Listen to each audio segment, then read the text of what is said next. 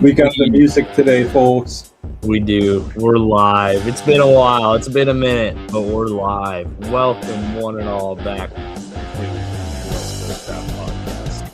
It's Beau. It's Rob. We're here. We got a whole lot to break down. I don't have a voice. You might be able to hear it. Slowly getting better. I have a voice, though. Yeah, he's got a voice, and he's got a team in the final. I do have a team. How's it feel? Oh, it feels excellent, man. I mean, should we just do it now? Should I just do it now? Let's hop right into it. Right, I mean, we'll backtrack and talk about the other stuff, but I know you want to talk Seahawks. I know, I can't help I won't take that from you. Because I haven't even talked. I'll move it to the front of the queue here. I haven't talked to them off the podcast about this. Oh my goodness, this was so much fun. I went out to a bar with a friend, and it was electric during the Rashid Shaheed kickoff return touchdown. Oh my God, drinks were flying. And as soon as my buddy, who's not a big football guy, he's like, but he knows it a little bit. He was like, oh, I totally saw the kicker try to trip. This is not going to be on us. I was like, nicely done. I didn't spot that. But as soon as the penalty was shown to be on the Niners, I was like, it's over. This game's over. Because I saw Kyle Shanahan chewing out some guy on the sideline. It's like, ooh, this is gonna be bad. Next drive, stripped the ball, picked it up. Actually, the first play, because I was in a bar, so it was loud, so I didn't have audio, so I didn't hear the whistle when Imanwari, I think it was DeMarcus Lawrence hit his hand a little bit, even though he threw it forward, and it fluttered up, and Imanwari grabbed it off the ground and took it to the end zone. I thought that was another touchdown. But then that same drive, we got that stop on the goofy Kyle Juszczyk speed option. Oh, my God. How ridiculous was that? And then just straight domination for the rest of the game. Running game was excellent. Sam Darnold, after all that talk about his oblique, and I won't lie, I was a little nervous. It might not be there. He had a phenomenal game. Kept the ball safe. Only had to throw 17 times. But, I mean, if you're winning like that, just shorten the game and get out of there, right? This team is peaking at the right time. It really, really is. The running game has really found its form. And it sucks that Charbonnet's out with an ACL. But honestly, splitting carries in the regular season is a pretty good idea. But once you're in the off season or postseason, ride the hot hand. The biggest loss that losing Charbonnet is going to be is pass pro, in my opinion. He's very good in pass pro. Ken Walker isn't as much. Cooper Kupp had probably his best game as a Seahawk. Had some really clutch conversions. Special teams excellent. Jay Harbaugh, I can't believe I ever doubted you. Defense was just on another level. I mean, I think I've said it for a while now, but this team is just a team that's so fun to watch. They play so fundamentally sound. They are very class acts. They are very good guys. They play a violent, trenches-focused football that I love. I forgot who said it. I think it was an anonymous coach after the season said that it looks like the Seahawks play with 15 men on the field. And it really does feel that way sometimes with how fundamentally they tackle, how well they play in their zone coverage. The blitz packages that we do have, it's just phenomenal to watch. O-line has been excellent. Gray Zabel has been really good lately. Stubbed for Offensive Rookie of the Year. It's just a pleasure to watch this team. And I thought the Seahawks would win. I did not expect this. 41-6. There was nothing better than just beating the crap out of your division rivals. And then the Niners were all excuses, even the players after the game. So you could tell they weren't really in it. Diamond or Lenore still talking about, look at my targets against JSN when I was covering him. It's like, you lost 41-6, buddy. And you know what the best thing about this game was? What's that? Seeing Drew Lock in the fourth quarter. Hey, yeah, all the people that said Drew Lock is going to play, they were right. They were right. They were right. They cooked. I wanted to put 50 on them. I'm not gonna lie. I really wanted to run that scoreboard up, but we're too classy for that, I guess. But just this is a testament to the strength of the organization of Seattle, right? You couldn't get over this wall in the late stages of peak. You couldn't win a divisional round game. We were weak in the trenches, right? But the drafting and free agency moves have been excellent. The coaching is really, really good. And just a clear vision from ownership is what makes me very proud to be a Seahawks fan. This season's been just an absolute joy. Awesome to beat a division rival at home, and we have the opportunity to have a winning record versus every divisional foe after this week. It's just a very fun team to watch. That's really all there is to say. I'm feeling echoes of 2013. It's very 2013-esque, yeah. I will say that. Especially if they play the Broncos, they'll be perfect. I'd rather play the Patriots because I want some closure. That's fair. If the Seahawks win and the Patriots win, imagine what how much they're going to show the Malcolm Butler play. And it'd be on NBC again too. The 2 weeks leading up to it, they'd show that play all the time. That was also an NBC Super Bowl, and this one's NBC as well. At least it's not in Glendale. What makes it all much sweeter? You know where it's at? It's a Levi's. Yep. It's at Levi's Stadium. Rams by 3 for but you. What about the substation? Substation, yeah. You know what's funny is it is, in my opinion, and from people from I don't think the guy who tweeted that out is the most reputable source in my opinion. Mm-hmm. From people who have very firm understanding of engineering, they agree that it's not really something that has any credence at all. But you know for sure that there are star players in the NFL and on that team that are like, I don't like this. Mm-hmm. And they probably can't be convinced otherwise. But the best thing about that whole thing, it's very funny. It is a very funny conspiracy theory. It makes me laugh a lot. But here's my opinion of why the Niners are so injured. How practice goes, supposedly it's very physical. Training staff, and the team is old with people who've had previous injuries. That's how injuries happen. They're old or already injured. That's how soft tissue happens. But it's very funny. We got a comment saying Rams are going to win by 3. Rams by 3 for you. It's a coin flip. I won't hate on that. I mean, it's going to be a close game. I think whoever wins off it. This is the game to watch this weekend. You got the undercard match in the AFC, and then you got the main event in the NFC. It feels like it feels like I said shades of 2013. It feels like the battle royale that NFC Championship was. Two teams that had a split record during the regular season, really physical, well coached. It's the hate and rivalry is not what's there. I think the players might feel otherwise. I know a press reporter talked about if for this batch of Seahawks, they dislike the Rams more than the Niners, which we flipped spots. I flipped it so that I realized I put the comment up on the screen. It was blocking you, so I flipped it so they could see. First in Tuna podcast. Thanks for tuning in, buddy. I love that. I love that.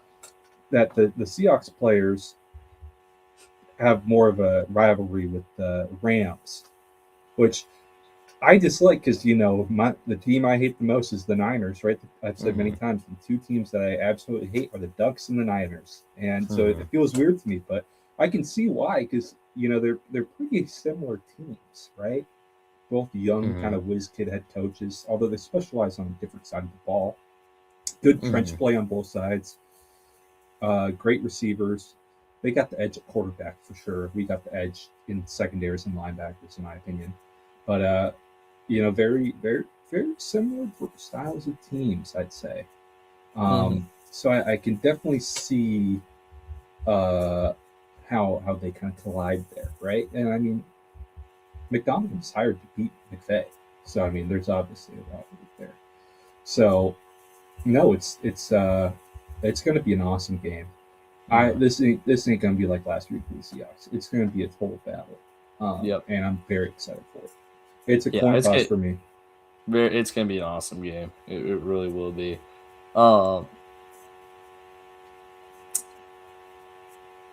Shoot, I had a thought and I completely lost it.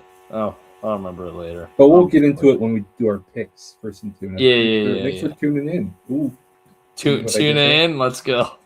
That's awesome. That's the first and tuna podcast. Let's go. If you're a Rams fan, I'm not sure. I don't think you are, but if you are, was the 2-point conversion in the Thursday night game, was that a valid 2-point conversion? No question for you. All right. What's next? Should we go? If you're a Rams fan, one thing. If you're a Rams fan, also you hurt me greatly. Did Logan Wilson hold Cooper Kupp? Yeah, there you go. That's the real question. No, the thing, but I remember what I was gonna say. What stood out to me, it was funny that you mentioned like players have like rivalries and the fans don't really have it. Like, I feel like at least the star players on the Bengals, especially, like, obviously fans, it's Steelers, Ravens, Browns. Steelers, Ravens, Browns. But Joe doesn't really talk about this too much, but my goodness, Jamar Chase hates the Chiefs, man. Oh, I mean, how could he not? How could he not? He hates them with a passion. That was every a fun time they rivalry. ask him.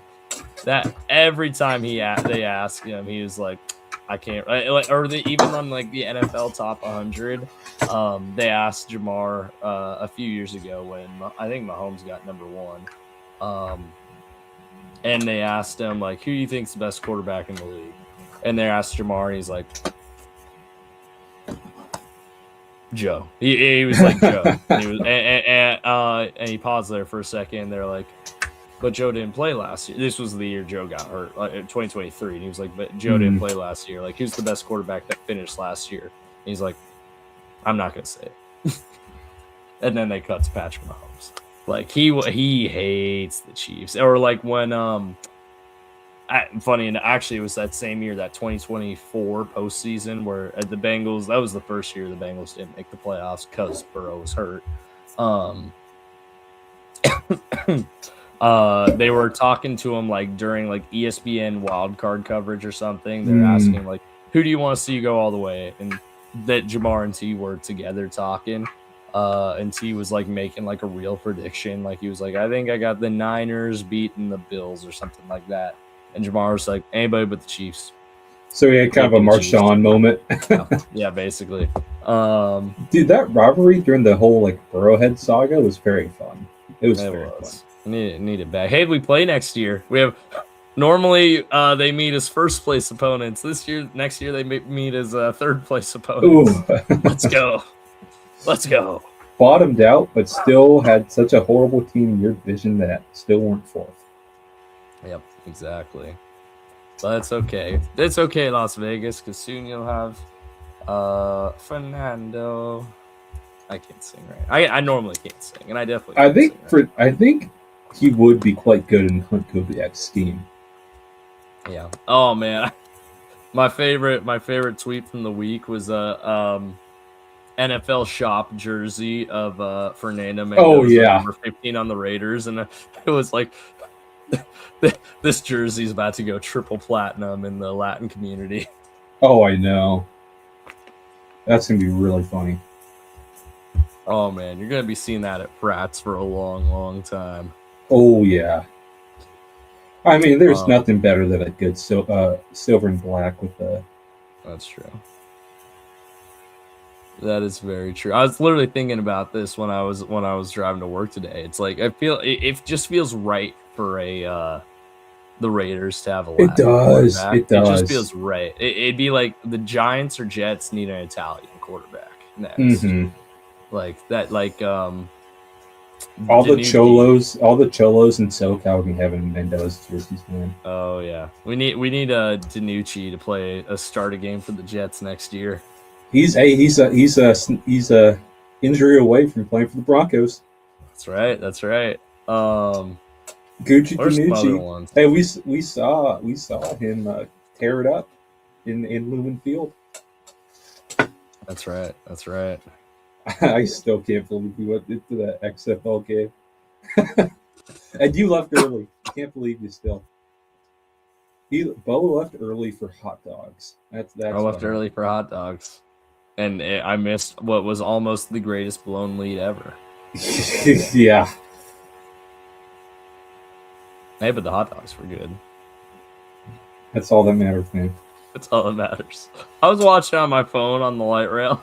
Dude, remember how crappy of a stadium the Vegas team played in? Do you remember that?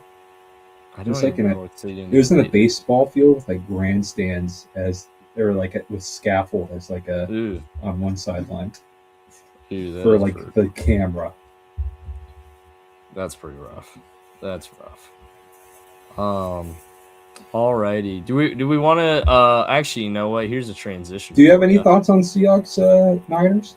The score is my thought, man. That was just utter domination. There's not really a lot of fun like storylines to talk about with it, like there is with some of these other games, because it was just utter domination. Diamador Lenore headbutting JSN like down 30. Oh yeah. I saw the lion versus the monkey meme. Yeah. Saw that. Yep. I was thinking that. I was like, yeah, there you go. JSN actually got some media training this time after he's like, oh, I just don't really pay attention to all that stuff. It's like Dave Pearson finally got to you, JSN, huh? There you go. Does Jamar have the JSN media training like in the old days as much? Dude, he spit on a guy earlier this year. Well, he didn't spit on a reporter. Oh, that's true. Okay. Oh yeah, Jamar. Oh yeah. Jamar with the media. He's great with the media, honestly. Dude, JSN was like on that generational run of like trashing Shane Waldron. Mm-hmm. He didn't say anything about Ryan Grubb this offseason. He already knew. Not much needed to be said. But you know who also doesn't like Diamador Lenore's Ken Walker? It was like a couple of years ago. It was like after he shaved his head. Lenore called Ken Walker Conehead. So every touchdown he had, he was going like this after. That's terrible. And did you see that celebration that Bradford did with JSN? No, I didn't. They like coordinated their celebration after the JSN touchdown. You know who's actually played pretty well as of late is Anthony Bradford. That's not homer glasses on. I'm not sure what his PFF score is probably better, but like he's actually played a lot better. He hasn't had like awful plays like he used to constantly, which is good because the team really likes him. Supposedly he pushes some of the most weight, if not the most weight on the team, which doesn't really surprise me, but like they were always picking him up when people were trashing on him, which is, I mean, that's what good teams do, you know. But you know what this game reminded me of, with how the Niners looked on the sideline and how they talked about being happy to be there in their presser afterwards and like blaming injuries. Maybe kind of think of how when we were in the playoffs, you know, my team, the team I coach, we're in the playoffs. We get the ball first play, fumbled it, and they took it to the house, and we all tensed up. That's kind of how it felt like for this game, and they were just happy to be there and didn't really want the smoke. That's kind of what it was like. Yep. By the way, did you see that video that the Seahawks put out of McDonald calling his shot? Not that I'm aware of, no. I don't think so. They posted a video, kind of a hype video of his very first meeting as the Seahawks head coach. It's like, think about it. 9 months from now, NFC Championship week, and he was going on about it, and like talking about the team that they're going to be, and like he kind of called his shot pretty spot on, even though he was 12 months off. Mm-hmm. But it was That's a pretty all right. good video. I mean, Hey, hey, it's pretty hard to make the NFC Championship year one unless you're an elite coach like Dan Quinn.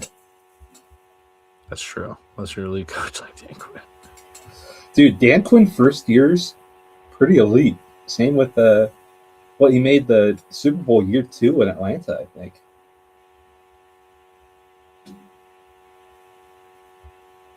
I think you're right. Yeah. 2014 they went to the Super Bowl in Seattle. I think he was gone after that year. Yeah. No, I think the year they played New England. He went to the Super Bowl against New England and then went to Atlanta. No, you're right. Yep. And then and then year 2 he went to the Super Bowl in Atlanta. Yep, you're right. Dang, so it does not take him long to turn. Early Dan Quinn's pretty dang good. Early Dan Quinn. When he first gets there, Dan Quinn's awesome. Give it 5 years. Or in Washington State's too. I'd blame the GM a little bit more for that one, honestly. Yeah, that's fair. But he's had a say in it. Alrighty. You ready to move on to another game? Let's do it. Should we go alphabetical or not alphabetical? How the order in the games, how they went. Yeah, the order of the games. Plus, the nice thing is we can segue from the end of this game into something else that we're gonna do here in a minute. Because we have 2 more games, buddy. No, I know, but we're gonna I'm gonna do a mid podcast. Mid roll. Segue. There you go. So nice, I like it. That's smart. What a game this was. So look at that win probability graph. That tells you all you need to know. Yeah, this game was wild. This game was absolutely insane. I don't even know where to begin with this one. I mean, so much happened. I genuinely like this was. Rams Bears was also. Those were the 2 highlight games for sure. Those were 2 just fantastic games. Rams Bears was great at the end. This entire game felt like crack. Like it was. And after the game too. And after the game, oh yeah, you didn't. The events from this game were still going on while the Seahawks game was happening. Oh man, what a roller coaster! I mean, literally, this looks like a roller coaster right here, based on the win probability chart. So I mean, where do we even begin? Buffalo.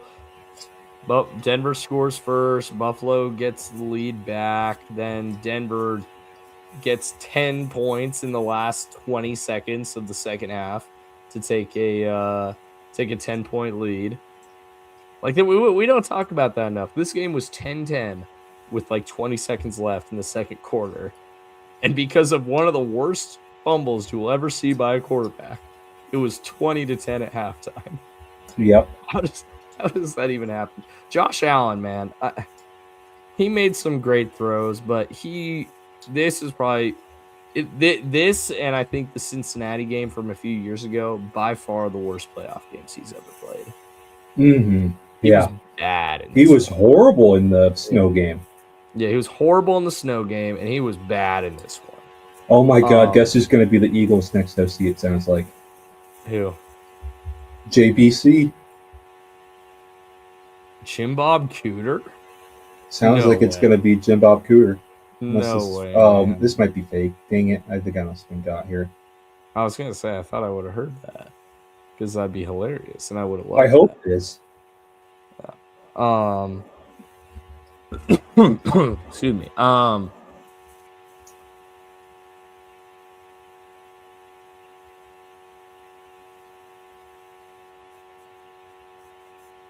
If Brian Dable doesn't land as the Bills head coach, he's expected to wind up as Tennessee as the offense coordinator for the Titans. Dang, that'd be a pretty big win for Tennessee. That would be.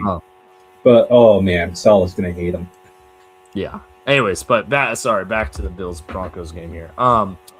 So yeah, Josh Allen melts down in the second half, or not the second quarter, and then it continues to in the second half. Just it was a turnover fest for this one, and Nix had his own interception, but this whole game, I mean, Allen was just giving this game away. Like he had some nice throws, don't get me wrong, but just some brutal decisions that you can't make in the spot in a game where you were, the ball was in Buffalo's court, honestly.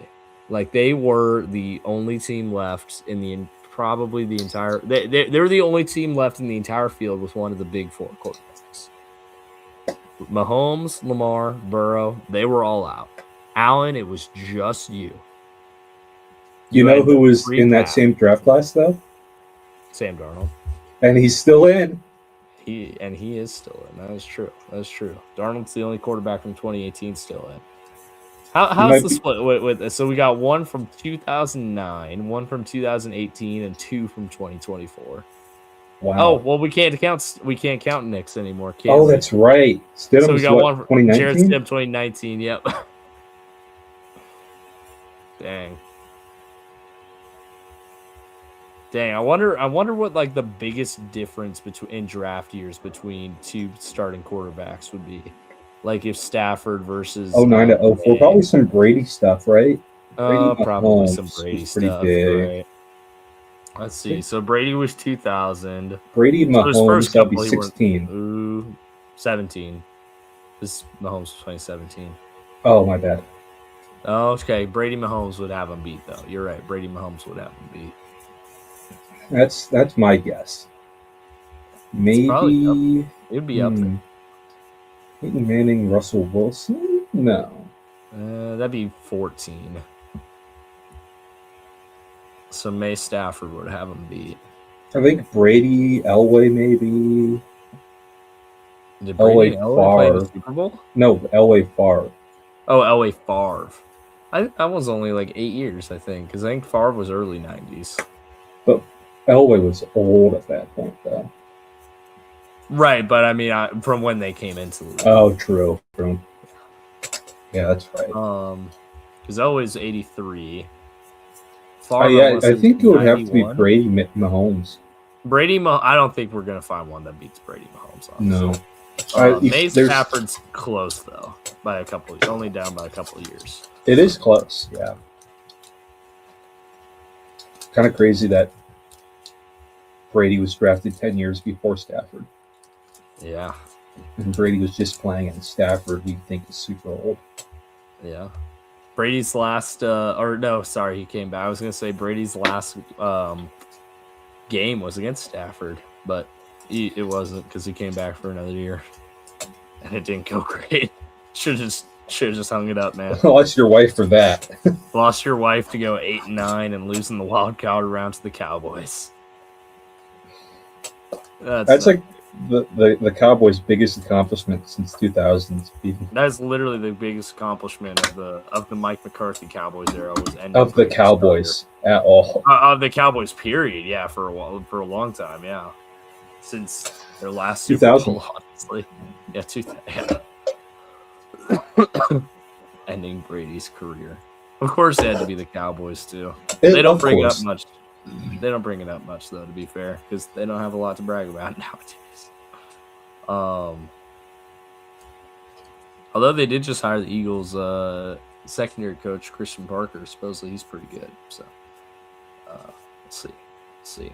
But anyways, back on this game, because we're getting sidetracked. Yeah, Allen absolutely melted down in this one. Nix also. I mean, the Broncos offense had every opportunity to take care of this game in the second half, and they're the most unimpressive one seed because of the offense. Yep. That defense wills them to victory. Yeah. Like, their defense is unreal. Yeah, I will say the last couple minutes of this one, though, last couple minutes of regulation, I should say, it was all of a sudden it became a touchdown fest out of nowhere. It did. Yeah, they all of a sudden both offenses remember how to score. I don't really know how you can blame Allen too much when they could have won if they got off the field. Mm-hmm. That is true. And it's McDermott's defense. That's why he got fired. Mm-hmm. Oh, we have a lot to talk about. So much to talk about this game. Man. The press conference from the other day. We'll get to it. I don't want to get into it yet. But I know. I have a lot I want to talk about that. I know. It was legendary though. But then, I mean, yeah. So what do you think about that interception? So I flipped on this. When I first watched it live, I thought it was a catch, and I thought it was a bad call. Then I watched it a little bit more. And when I say like flipped on this, I meant like over the course of a couple hours. Like I was convinced it was a bad call, like for a while. Over the course of a couple of hours, I thought about it a little bit more and a little bit more. And Cooks technically did not, by the letter of the law, control the ball through the ground. Therefore, he did not complete the pass. Therefore, interception is good. Now, I'm surprised they didn't look at it. Like, they just went to the next play. Like, they didn't replay it or anything. I know. That's what confused me, too. Well, yeah. No, every turnover's reviewed. Well, yeah, every turnover's reviewed, but it was like a quick review. Like, I thought they'd be in the booth looking at it for like 5 minutes, and like, it was probably... You know what that reads to me, though? Is... That's we're confident. that they were pretty confident about the rules there. Had a good angle, very confident about the rules. So I think personally, they did make the right I trust the NFL there, you know? Mm-hmm.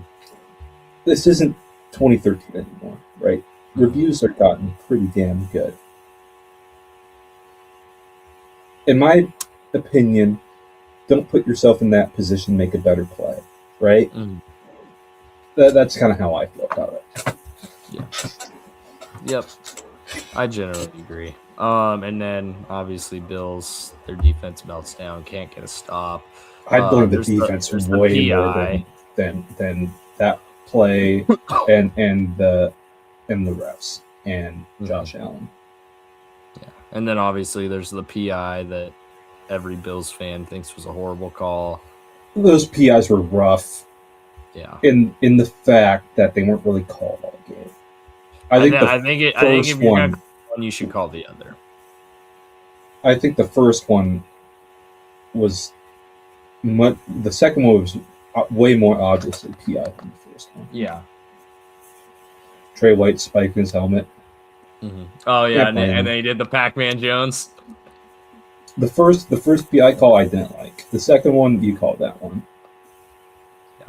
Yeah. Sorry, this is completely off topic, but speaking of Pac-Man Jones, he was on a podcast this week and he was just trashing Andy Dalton. And I was like, dude, come on now. Like, okay. Was Andy Dalton great in those playoff games? No. Is Andy Dalton a great quarterback? No. But like, he was like going after him like personally. Like, and I'm like, no. What did Andy Dalton do to you? What did Andy Dalton ever do to you? Not to mention that the Pittsburgh game, that is like one of the worst losses in Bengals history. Andy Dalton didn't even play in it. It was you and Vontaze who screwed up. Yeah, it was AJ McCarron. Yeah. And you were in position to win. You guys blew that game.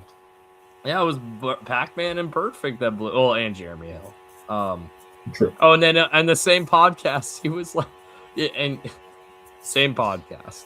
He admitted to a few weeks before that they played in Week 16 Monday Night Football in Denver. Winner would have gotten the number 1 seed.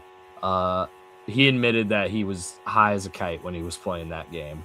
Nice. They found a special weed-friendly hotel in Denver, and I'm like, dude, you're gonna talk smack about Andy Dalton when you're over here getting high right before like a super important game? Like, you kidding me? Like, do your thing, man, but come on. Like, come on. Oh, my God. So I lost a lot. You got baited by Joey Porter. You have nothing to talk about. What's up? He got baited by Joey Porter. He shouldn't talk. Yeah, I lost a lot of respect for Pac-Man this week. I'm not gonna lie. Okay, should we talk about the post-game festivities here? Oh, 1,000%. Oh, man. Be my guest. Okay, Bo Nix announced out for the rest of the playoffs for like one of the last few plays of the game. Yep. In the press. Yeah. The little QB sweep left too. heartbreaker. Yep. Actually, did you? Okay, this was a crazy tweet. I don't know if you saw this, but there's a guy who this was going viral. There's a guy who tweeted out, he had a parlay, and the only leg that didn't hit was Bo Nix rushing yards. He needed him to get 30, and he got 29. He lost 2 yards on that play, so he was at 31 and lost it. And the guy immediately after the game was over said, "Screw," or he didn't say screw you, but he basically said, "Screw you, Bo Nix. I hope you snap your ankle in half." Oh no! And then 30 minutes later, oh, that is brutal. And I was like, "No way, man! No way! This guy's got some voodoo magic on his side or something." That was crazy. I did not see that tweet. Oh, I wish I would have sent it to you. Oh, it was good. I saw it. I was like, no way. No way. I hope he hasn't said anything about Sam Darnold. So. Oh, I gotta see if I can find it because I was like, And then the news came out on Monday, I believe, or was it Tuesday, that Sean McDermott was fired, got the axe. And then an amazing press conference from Terry Pegula and Brandon Beane, who, in my opinion, I think they should have fired Brandon Beane too. If they're going to fire one, if you fire one, you fire Beane. Yeah, honestly. I think Beane was worse than McDermott. But yeah, 1,000%. In a presser, they just trash Keon Coleman for no reason. And then people dig up old video of Brandon Beane talking about how much he liked Keon Coleman. Oh yeah. But it's like, it's so funny that the ripple effect of the Cam Newton "I love cookies" video has had on that organization. Do it, Bo. What am I doing? The Cam Newton frowny face dance move or whatever. You've seen that one, right? Yeah, I have. Yeah. Where he's wearing just a ridiculous hat. Oh, what? So Cam Newton's default? He has no default. It's a different hat every time. That's true. Okay. Fair enough. It's always something wide open now. Oh yeah. Hilarious video that has had a horrible perspective on that organization. "We drafted you to be a number 1, and you're playing like a bum." I love that video so much. "I love cookies." Dude, if they cut him, I want him. Seahawks need a big receiver. They're going to see if they can get something for him in trade, but he's got to be done in Buffalo. Oh, they trashed him so bad for the GM trashed him in a press conference. And there's no the 50 cent, what? Why are you saying fuck me for? Yeah, right. It was literally that. They trashed him for no good reason. You could have said not a player. There are some decisions I disagreed with him in the draft room that he pounded the table for. I mean, that's how you know organization's not functioning right, is if the GM and coach have resentment like that over disagreements. You should have an aligned philosophy on player acquisition, especially in the draft. That's the issue with the Bengals too, with all that BS about position coaches telling Tobin. Yeah, it was position coaches going at each other though, different sides of the ball. But the GM's oh yeah, whatever. But the point remains, you should have these things hammered out before the draft. Mm-hmm. Everyone should be aligned. Absolutely. Yeah, absolutely. That's how good organization. Although there's that video of McVay and Snead arguing over Byron Murphy. But I mean, and go back to the Bengals thing. I mean, it's just so ridiculous to me. A, that they kept Duke Tobin, but B, that after all of that, they had a board. They had Tate Ratledge above Demetrius Knight on the board, and guard was a need, and they used their first-round pick on a defensive player. So the fact that Duke Tobin bent to the will of Al Golden on that, it's just ridiculous. Oh, and then and this is not anti-Dylan Fairchild because I love Dylan Fairchild. But then they took Dylan Fairchild over good defensive players like Xavier Watts, who had an awesome rookie year that they definitely could have used.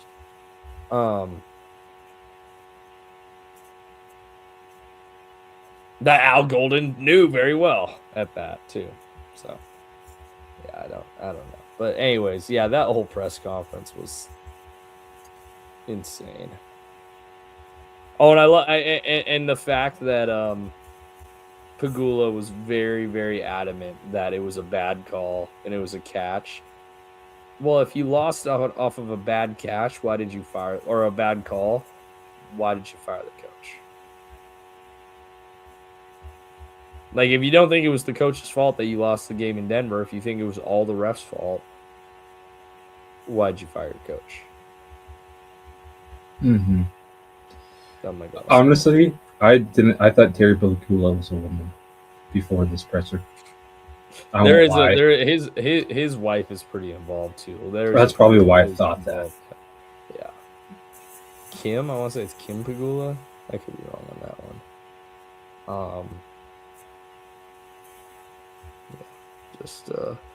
The Huskies offered a 400-pound high schooler. Polynesian nose tackle, baby. Oh yeah.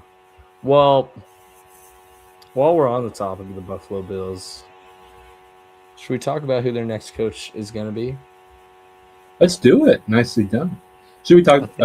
Who's first? Am I first or you first? I honestly don't remember. I'll give you first pick here. All right. I'm going to go with, I think it's me, Brian Daboll. I think it just makes too much sense. We're going to be boring and chalky, but I also think it's going to be Brian Daboll. Okay, should we talk about the other coaching carousel? Oh, the other coaching moves from the week. Yeah, let's go chronological order from when these happened. So Stefanski got hired. I think Harbaugh got hired first. Oh no, but we were talking about Harbaugh. Oh yeah, that's right. Yeah, that was last week. Stefanski got hired during the Seahawks game. Yep. Did not take him long to find new work. Meanwhile, Cleveland is you see Cleveland's having candidates fill out questionnaires, write essays, do personality tests, like all that. And no one wants that job anyways. Yeah, no one wants it anyways. It's like, dude. Anyways, meanwhile, Stefanski got hired in less than 2 weeks after he got fired. But I think it's a pretty good fit. I was a little concerned that Tommy Rees was the OC choice. Yeah, don't do my boy like that. That was the best you could do. I hope Stefanski calls plays because he's a good offensive coach. They kept Ulbrich. They did keep Ulbrich, which I think was a win. That's good. Yep. He was getting good production out of that defense. No, I think this is a good hire for Atlanta. I do too. I honestly thought Stefanski was a great coach in Cleveland, and he got a rough bill. It's going to be so fun to see him coach Chubb and have play-action moonshots with MPJ. Yep. It'll be a much tougher team, which is what they need, because there's not much toughness in the NFC South, it feels like, for a while. Since maybe like the Brady Bucks at their height. Mm-hmm. And you can win with some toughness. Yep. You see Baker trashing. Stefanski. Yep. But I mean, your OC's Zach Robinson, so have fun with that, buddy. Yeah, you literally got the Tampa OC. Or Atlanta OC. Or no, he is the new Tampa OC, but he was Atlanta's OC. Was Hafley next? Hafley was next. But real fast on the Tampa OC thing, because we brought it up. They hired Zach Robinson, which thank God, because they were interviewing Dan Pitcher. Nice. Oh, thank goodness. So it looks like Pitcher will be back. There was a little scare there because he interviewed for the Cleveland head coaching job. It seems like he's out of that. He interviewed for the Tampa OC job. to call plays, but they didn't. Obviously, they hired Zach Robinson. Obviously, there'll be teams that continue to hire coaches, and we'll see how it lands. But yeah. You know what's interesting? How did neither of us predict Philip Rivers to be the coach of the Bills? That's right. I forgot to mention that. Very funny. It's interesting that no team tried to interview and Dirty as DC to call plays. I mean, there's still teams that are hiring coaches. Maybe, but no one's even submitted a request. Maybe if Clint gets the Raiders job, maybe he'll. I mean, Dirty came there for McDonald, not for Kubiak. Right, but I mean, there's a connection there. There is a connection, but I think what some people said, because he has let Dirty call plays in blowouts, is that if you do that, then you can't poach to be a play call in DC. I don't know if that's true though. Yeah, maybe. But no teams tried to interview him for that. Maybe they're doing that during head coach interviews, but I don't think he's gotten any head coaching requests. Not the Browns, but no, just Browns, and he's out of the running for that one. That was the only one that requested him, I believe. Yeah. But yeah, you're right. Hafley's next. This is one. Obviously, we both picked Harbaugh here, but after Harbaugh to the Giants became basically official, we both said Hafley was probably going to get it because of the John Eric Sullivan connection. It's funny, the press conference with those guys. My goodness, they're like twins. It's hilarious. It is. It's such a different tone than McDaniel. Very, very. And it was funny, too, all the Miami fans that were melting down saying he was a terrible hire, and meanwhile, Green Bay fans are like, oh, man, he's awesome. He's like, people were, Miami fans were trashing him, and like people I've talked to, like, on like football communities say, oh, he's terrible. He's a damn good coach, man. I think Jeff Hafley's he's a really good DC. People were saying he's not even a good DC. I thought that was ridiculous. He's a great DC. He's a great coach. I think he's going to do well there. He's going to give teams headaches. They're a bit of a ways to go talent wise, but he's going to give some teams some headaches. He's a really good coach. Have they hired an OC yet? Not that I'm aware of. No, the only coordinator they've hired is their special teams coordinator. Yeah. So I think he's going to be a good coach. Yeah. No more watching McGruber to. Yep, no more watching. Hey, dude, you're not going to be in Miami next year, so you don't got to worry about that. And then Saleh. And Saleh later that night. Which, I mean, it was between Nagy and Saleh, it sounded like. So between those two, absolutely made the right choice. Yes. Yeah, I mean, obviously Saleh had a rough time in New York, primarily because the quarterback situation never really got figured out, and he finally got a quarterback in Rodgers. Rodgers gets hurt, and then he gets scapegoated for a tough start the next year. Now, I don't necessarily think Robert Saleh was a great coach in New York, but those teams were tough. Like, they weren't, like, easy outs most of the time. They played hard. Those defenses were always solid, which you can't say about the Aaron Glenn Jets, funny enough, since they're both defensive coaches. So I like this hire for Tennessee. Jeffrey Simmons seemed fired up about it. I saw he was on I don't remember. He's going to do really well there. Yeah. And for maybe Simmons, for the first time, for the first time in his coaching career, Saleh's got a quarterback. That is true. I'm very curious about this hire. I think Saleh's an excellent defensive mind. I'm not sure if he's a great head coach or not. And, you have a quarterback now. That's awesome. But it is another not well-ran org that really likes to scapegoat. And that could be dangerous for you. But it sounds like, jobs. And again, and this could all be lip service, but based off of the statement that the owner put out at the end of the season, it sounds like she's going to try to be more hands-off and let the GM and the head coach kind of run the operation, but we'll see. That's good. Because that's been their problem. Because they kept on firing coaches and GMs a year apart from each other. And maybe Vrabel having so much success in New England opened her eyes to, ooh, I'm kind of not doing well. And then lastly, not happy about that. No, I'm not. No. The coach that should have been the Bengals head coach is now the Ravens head coach, Jesse Minter. Now, I'm of two minds on this. A, it's a good hire. It's an excellent hire. He's a really, really, really, really good coach. There's a reason I wanted him in Cincinnati, of course. Now, and the reasons I'm of two minds is I think the reaction to this hire has been overblown. I'm seeing people that say, oh, the Ravens are winning the AFC this year. He's a rookie head coach. It takes time.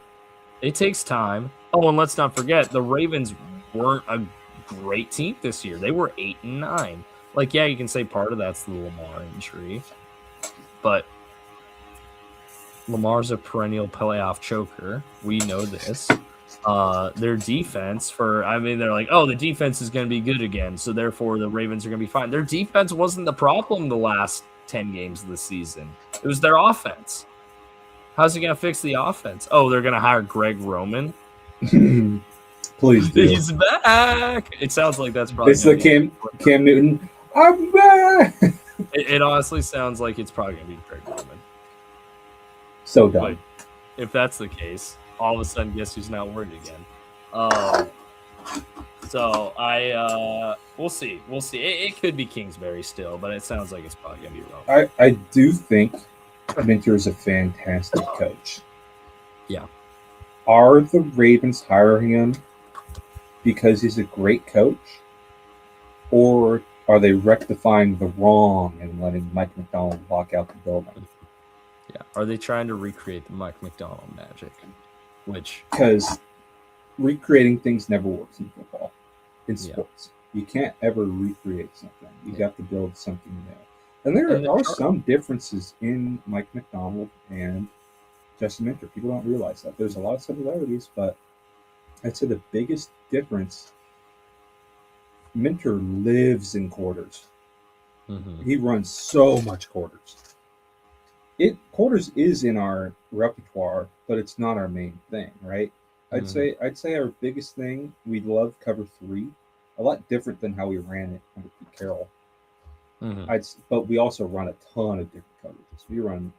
We have one of the most diverse coverage tree in football, but it is exclusively like 2-eye coverages for the most part, other than cover 3, right? We don't play much man free. We run a lot of 2, 3, 4, 6, and 8, depends how you call it. 8 or 9, depends how you call cover 8. That's what we run a lot, whereas Minter just lives in quarters variation. So that's one of the biggest differences. But, so they were never, if they were going to hire a defensive coach, they were never going to hire someone outside of that tree. They were never going to hire someone like Saleh, right? It's a defensive system for the most, through many iterations now that has worked since the franchise was created with Dean Pease. Well, the franchise was moved. The biggest hurdle for Minter is going to be what the biggest hurdle from Mike McDonald was, right? You're replacing one of the longest tenured head coaches with but what is different from McDonald to Minter is I don't think it's a huge philosophy change, right? They're still going to have that brutal conditioning test. Mike McDonald brought that to Seattle. Still more of a militant style, probably the same thing with Jesse Minter. But learning to be that head coach is something that Mike McDonald said he struggled with and worked a lot in the offseason. That's going to be the biggest hurdle for him, I think, especially for young coaches, right? You've seen like McVay really succeed because he's right away, right? Because he's just a unicorn personality, amazing leadership skills, always had. I had him since he was in high school. McDonald, it took a year to figure that out a little bit. Might do this. It could do the same thing with Minter, right? So I think it can go really, really well or really, really bad. It's not going to be mid. I think it's going to take a year like it did for McDonald. But it might be a little easier because there's a lot of familiarity in the front office and the players. So I'm very curious. Although, Minter was an assistant. That's right. Played that, though. But he was never a coordinator in Baltimore. Yeah. No. He was always like, he was never even position coach. He was always like. Well, it was him and McDonald who made a lot of the philosophical changes together before they went to Harbaugh, I think. Mm-hmm. When they were, I think McDonald was the linebackers coach and Minter was like a QA guy. Mm-hmm. Yeah. So. And then they went to Harbaugh. Although I think Minter went somewhere else first. Yeah. So we'll see. I think it's going to be a good hire, but I think people already crowning the Ravens as back and the best team in the AFC all of a sudden. So you're right. It takes a minute with those young head coaches, in my opinion. Yep. It does take a year. Yep. You know who? It feels like Shula is a lock to Pittsburgh. Yeah. Which also, we nailed that one. Yeah. Also, on that note, the Bengals have played a Jesse Minter-led defense once, and Joe Burrow threw for 350 yards on it. So I ain't worried. That's right. Yeah. Who's worried? I ain't worried. All right. Should we transition to back to game talk here? God, look at that photo. That's a perfect photo.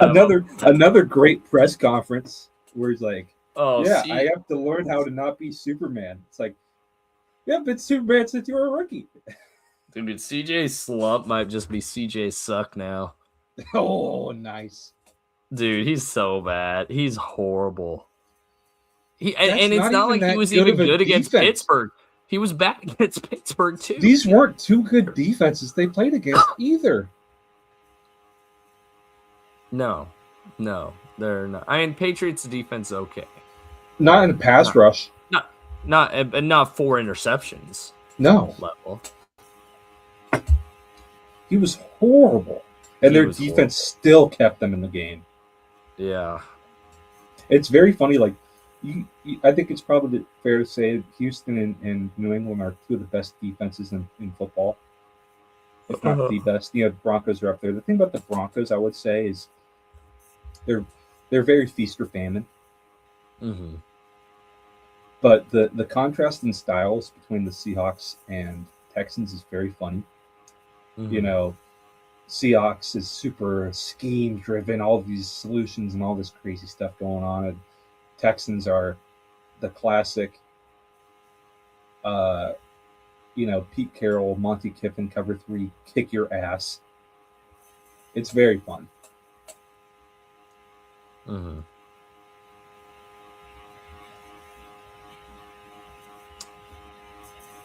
Yeah.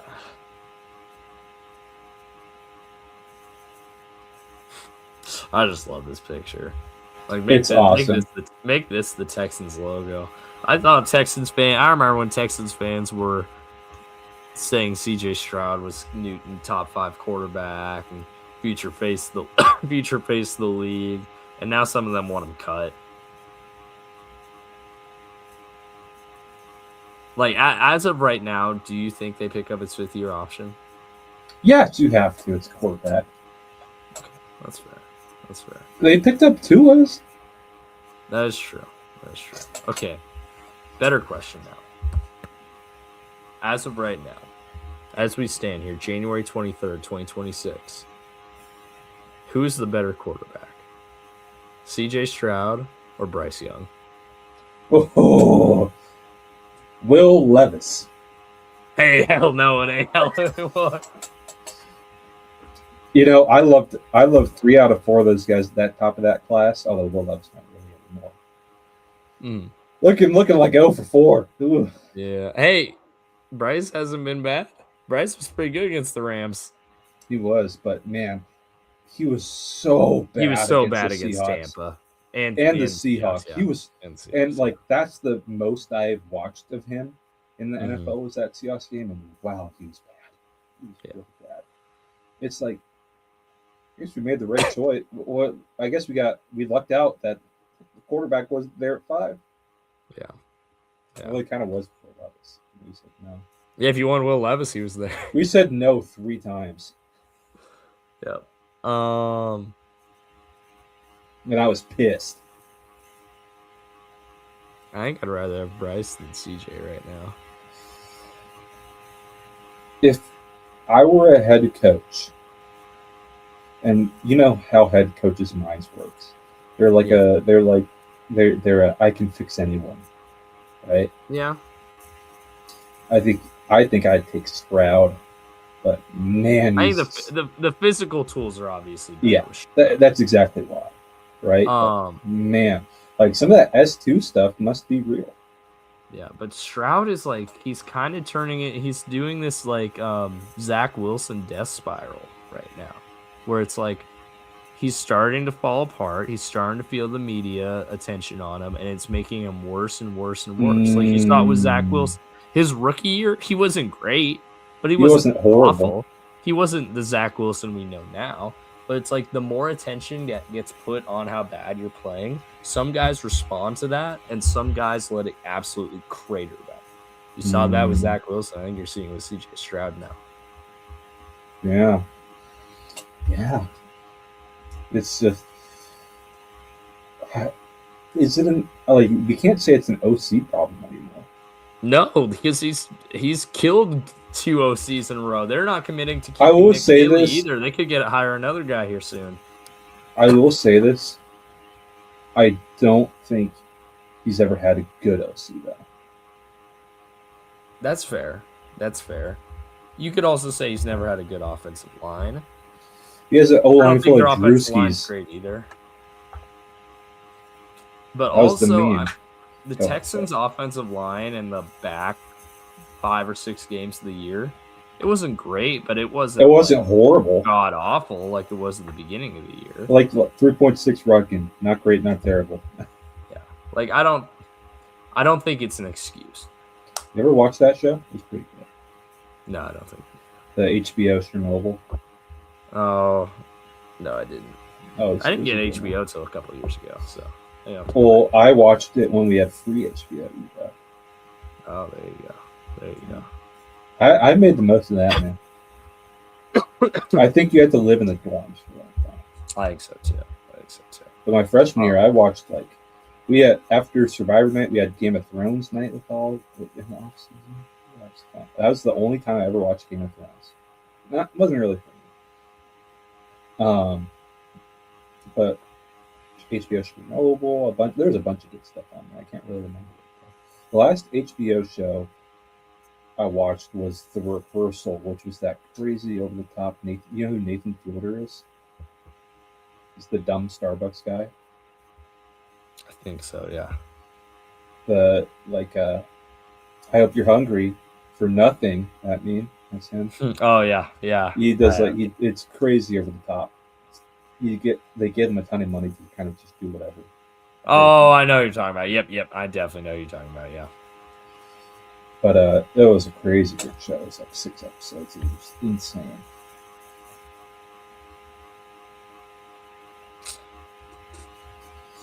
Okay. Drake May didn't even have that good of a game. No, neither offense was good in this one, to be quite clear. Like, yeah, May had the touchdowns, but completed a third of his passes. If the Broncos had Nix, I'd be picking them to win. Or 2/3 of it. Yeah, I would probably agree with you there. The Patriots definitely aren't having an inspiring playoff run. They just happen to be playing 2 of the worst quarterbacks in every team outside of the Rams and the Seahawks kind of stink. Yeah, right now, yeah.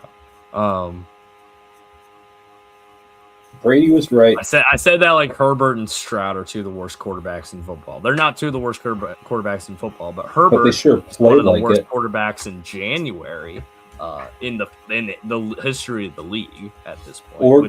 Oregon Pride I missed right my there. opportunity. I'm taking advantage of this now while we're here on the pod. Justin Herbert playoff choker.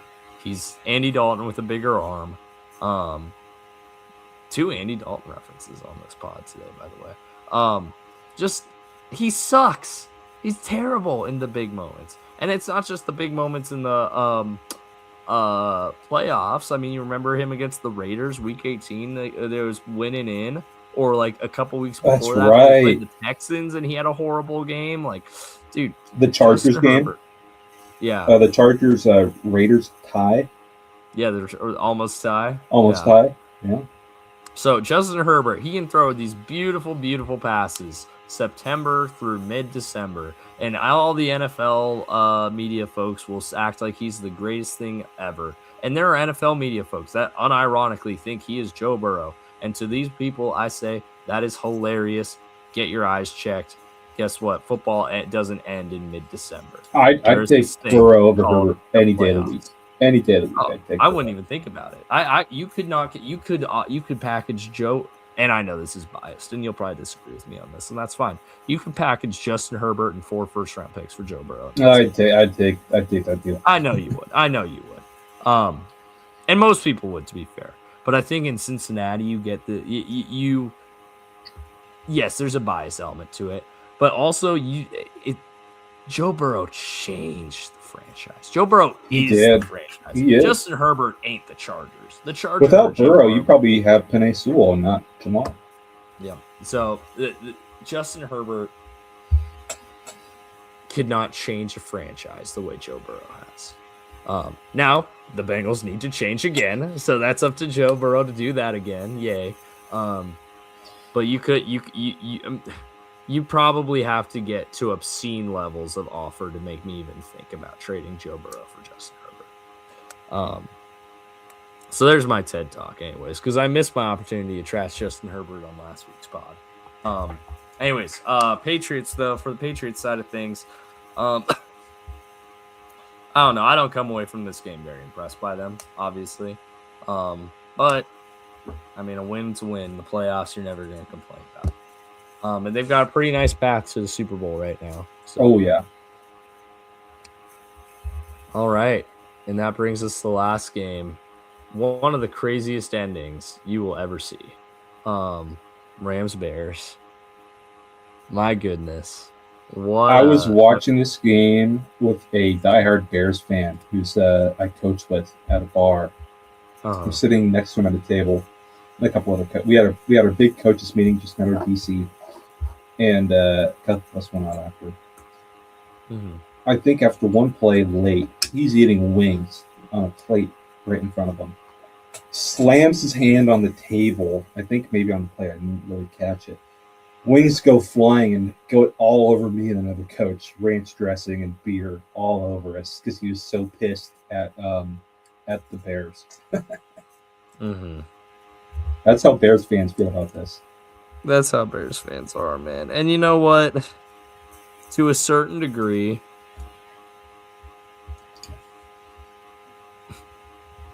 I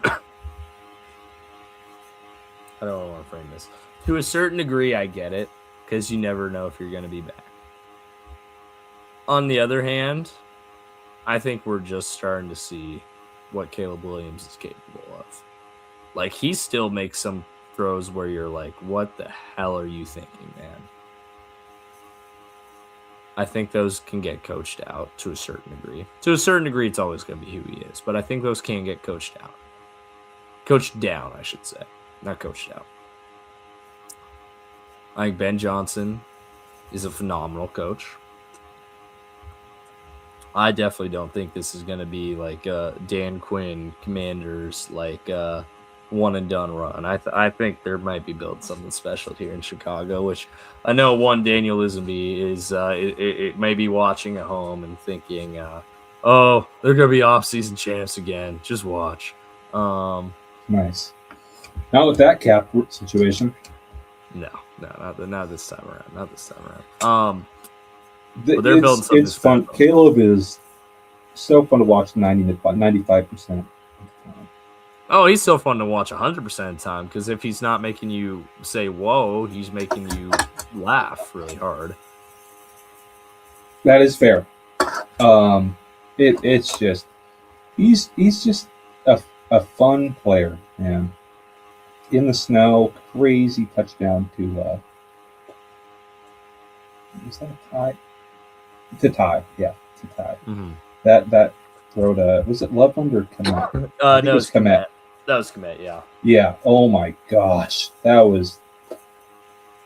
Honestly, it's one of the most insane throws I've ever seen. I don't know how many quarterbacks can make that throw. It's a short list. Prime Russ. Yeah, I think Allen and Mahomes can make it today. Yep. But I don't know. Other than Caleb, I don't know if another quarterback could. Cam Newton can make that. No. He was Favre, maybe? Favre might have been able to, yeah. Prime Aaron. Prime Aaron, yeah. Prime Aaron lived on throws like that. Yeah. Like, that is a short list. Yeah. It was incredible. Do you think they should have gone for 2? I do. I personally do. I probably would have. I understand choosing not to. I do too. I understand why. You've got the momentum. You feel like your defense can get a stop. And guess what? They did. They did get a stop. To me, so there's kind of a flip side, right? If you go for 2 and they score, they're going to be pushing hard for that field goal. Whereas they just kind of gave up and took it overtime. Stafford's scary with a chance. That's true. How much time was there left? Like 18 seconds? Yeah, it was about 20-ish. Yeah, 18 seconds. Right on the dot. Look at that. Nailed it. Nice. I'd be very scared of that. However, kind of betrays your ethos a little bit. That's why I was like, it's this very non-Dan Campbell, Ben Johnson to not go for this right here. You probably got something dialed up. I just, you're in the playoffs. Just go for it, But I understand both ways. Personally, I would go for it. You got a guy who can move. They do it. The Rams actually do have a very good red zone defense, though. So it's tricky both ways, right? Right. But I mean, if you want for it on 4th down earlier, why not? In the cold zone. Why not do it again? Yeah. The pick in OT, by the way. Not on Caleb on it. Not on Caleb. I don't know if it was on DJ Moore, like it might have been a miscommunication. I don't necessarily think he stopped giving an effort on it, but there's definitely some miscommunication there. I'm not putting that on Caleb. Me neither.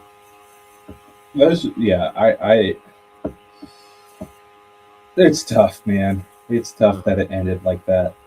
Right. Yeah, they did. I mean, that when you kick that extra point, you're thinking, I'm going to give my defense a shot.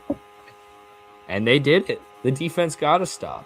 Dennis Allen called a hell of a game today. Yeah. But couldn't get to.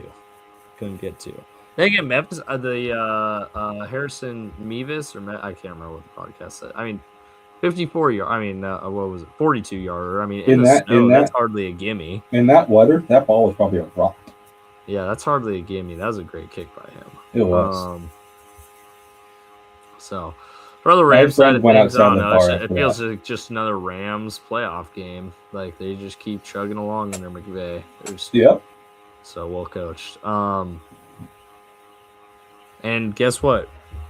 With all the craziness of the playoffs and the end of the regular season, the seeding and everything, the AFC and NFC championships basically end up being what everybody predicted they'd be in like mid-November. Yep. I mean, I wouldn't have it any other way. I know there are teams hoping like the Bears or the Panthers would knock them off. I've always said, if you want a Super Bowl, you want to be the best team, beat the best. And how much sweeter than beating a division rival, having a winning record against them? That's pretty sweet. I always said, we're going to have to play them anyways. Don't put energy into hoping a certain outcome happens. Right. Go and beat them. And it's going to be fun, right? Yeah, it's going to be a great game. And we're going to make our picks for that game here in a minute. We all knew it was going to come down to this game anyways, people. Don't act like you didn't. Pick time? Do you want to talk Indiana-Miami, or do you want to do picks? We can do Indiana-Miami. I don't have too much to say about it, honestly. Yeah, that's nothing that we haven't really said. That's just amazing, Signetti. Yeah. Congrats on getting your first natty before Oregon. Felt like in control the whole time, but Miami did give them a fight. Miami was tough. Their defensive line was awesome. As it was predicted. I mean, that's the stars of their team are on that D line. They gave him a fight. Malachi Tony's the dog. Yeah. And Beck threw an absolute duck to lose it. What a surprise. Yep. Yeah, Mark Fletcher also had a very nice game in this one. He's going back to school. That's another guy who decided not to go to the draft. Until after the game. Yeah. That was a very unnice way to end it. Very classic Cristobal coach team. Yeah. Fucking Cristobal. Ruben Bain, man, holy crap! What a game by him, though. He might be going directly after this guy right here. He needs arm lengthening surgery. He does, but my goodness, man, he was awesome. We'll see. Who knows? Block the punt to win it. He'll fall to what? Fall to 10. The 10th. Hell yeah. Maybe NFL teams are that upset or that opposed to the T-Rex arms. Well, it was a funny tweet. It was a tweet by a Bengals fan. It was like pros and cons of he did cons and pros of drafting Ruben Bain. Con, he has T-Rex arms. Pro, he is a T-Rex. That's pretty good. So, yeah, but yeah, congrats to not Miami. Congrats to Indiana. Awesome game. I didn't really have a dog in this fight. I was rooting for Indiana, but I didn't have a true dog in the fight. I wouldn't have cared if Miami won. I can't lie, I had a big old smile on my face when Carson Beck threw that pick. That's awesome. That's an awesome moment. All of Twitter was trashing him. Yeah, seeing Signetti celebrate and actually smile for once, like that was great. A new Signetti meme dropping. There's been some really good captions on that one too. My favorite one was like when you go to a 2-lane McDonald's trying to figure out which line's shorter. Yep, 100%. But yeah, after it's all said and done, our college pick'em is over. And I ended up victorious. I know I ended up victorious, but how much? By a 10. Not horrible. I got to 500 on the year. I'll take that. We'll take it. 500. What was it? I was down 20. Not horrible. Yeah, we both had losing records. Yeah. Oh, I was barely below 500. After conference championship. No, we don't count that. We don't count that. Don't count what?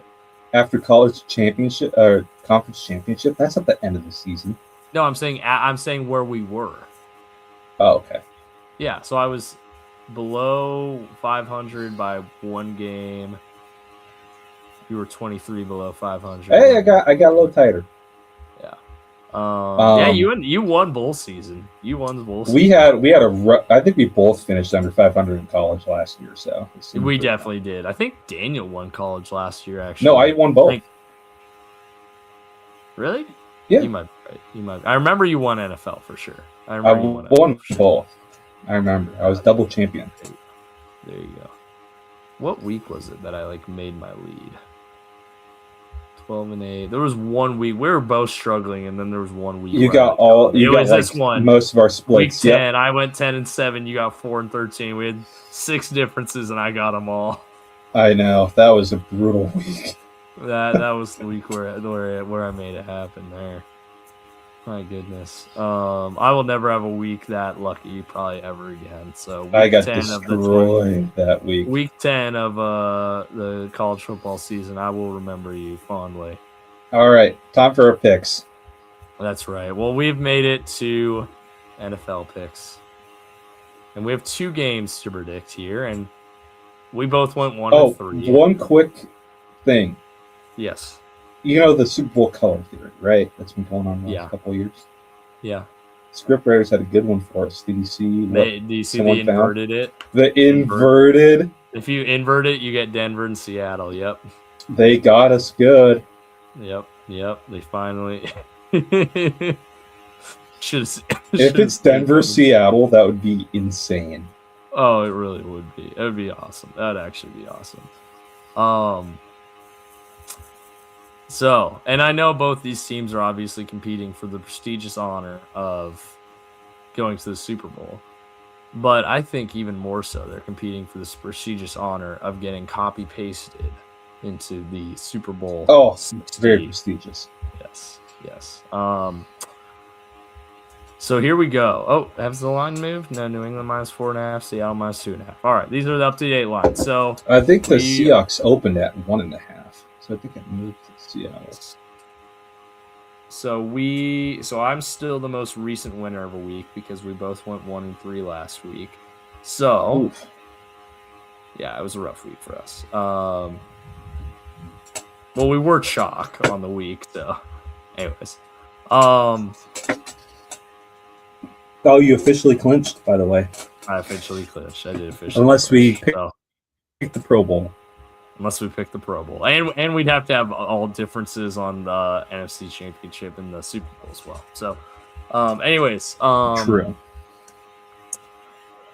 Because, A, I'm the most recent winner, and B, because, of course, I need to give you the floor to pick the Seahawks first. I will start with New England, Denver. Thank you.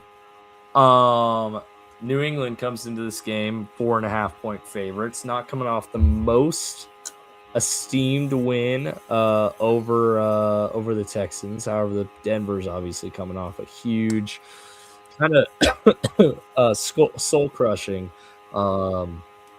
victory over Buffalo, losing their captain, losing their quarterback. Coming in here, Jarrett Stidham, and Sean Payton's displaying a lot of confidence in former Patriot Jarrett Stidham. He's always has, honestly. Yeah, he's always loved Jarrett Stidham. And Jarrett Stidham's not bad. When he's been given the opportunity to play, he has not been terrible, to his credit. Oh, New England -4.5. This game screams like closer than it should be.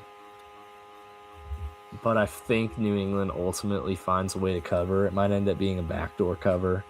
Like, they're up 3 and driving. They run out of opportunity. They run out of first downs. They kick a field goal, get up 6. I'm going to go New England. I'm going to go New England as well. I think it's going to be fun to see Drake in thin air. Yep. And all right, the big ticket item. The main event. Like I said, we talked the undercard. Now we got the main event. This is going to be awesome. Looks like Charles Cross is going to play. So no Zach Charbonnet is the only big loss right now. Seahawks have played 3 quarters of football in the playoffs. Rams have played 9. Seahawks win, don't cover. Win by 1 on a field goal make. Whereas Jason Myers missed it in the first game. Yeah.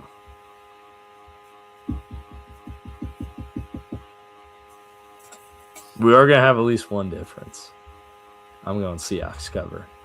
Like 2.5. There's no team in the NFL that is playing as well as the Seahawks are at this moment in time. That includes the Rams. Now, it's not going to be a 35-point win like it was last week.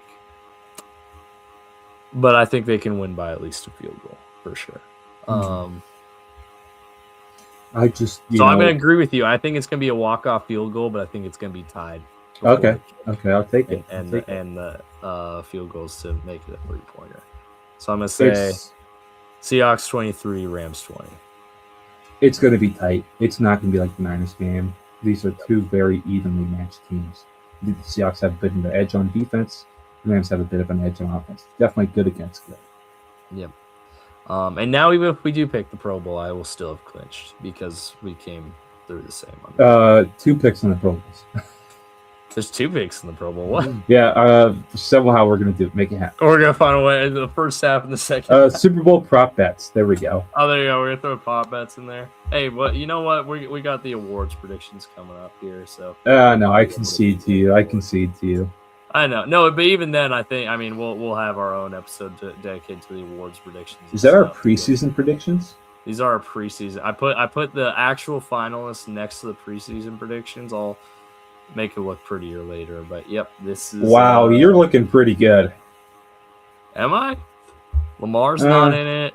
Neighbors got hurt. Stingley's not a finalist. He's not bad, but he's not a finalist. Buka, we both have a good shot here. We're both wrong. McDonald's at least a finalist. Hutchinson was a finalist, and we're the same. And neither of us even have a finalist for Coach of the Year or Assistant Coach of the Year. I guess I saw McDonald and Abuka. I was like, oh yeah. I think McDonald's can be Coach of the Year. I can see it, which might be all I need. And we'll also do we'll do like a what I'll do here. I'll do preseason pick and then postseason pick. Preseason and then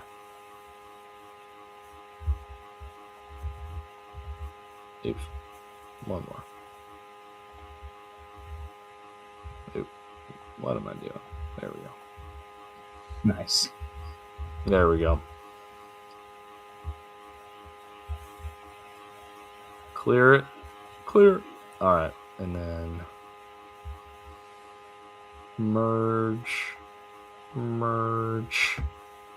Nice. And white it out. There we go. Beautiful. Look What at a that. pro. What a pro. Oh man, I truly love Excel. I might like Google Sheets more than I like Excel, honestly. Yeah. Because Google Sheets are a little more satisfying to play with. It is. I think I agree with you. Now obviously Excel's the OG. So you gotta respect the OG. But how is J here? 149, 150. Excel will always be the OG. But again, respect to what I personally prefer using. At least for this. Plus Excel kind of slows down on me a lot. Google Sheets is usually pretty snappy. Mm-hmm. So there you go. Right. Considering we only had 5 games to talk about and 2 games to predict, we were able to get to about an hour 30. We padded that out. Not bad. So, your voice is sounding better. A little bit. Maybe it just needed the exercise. Maybe it did. Maybe it's about to go away. That's it for this edition of the West Coast Draft Podcast. The next time we talk, we will have the Super Bowl 60 matchup set. Ooh. It's exciting times for sure. Any closing thoughts, Mr. Jokinen? If one of us is in the NFC title game, all of us are in the NFC title game. If one of us is like, all of us are like. If one of us is subscribed, all of us subscribe. Go Seahawks, baby. Thanks for watching. Go Hawks. Drive safe, folks.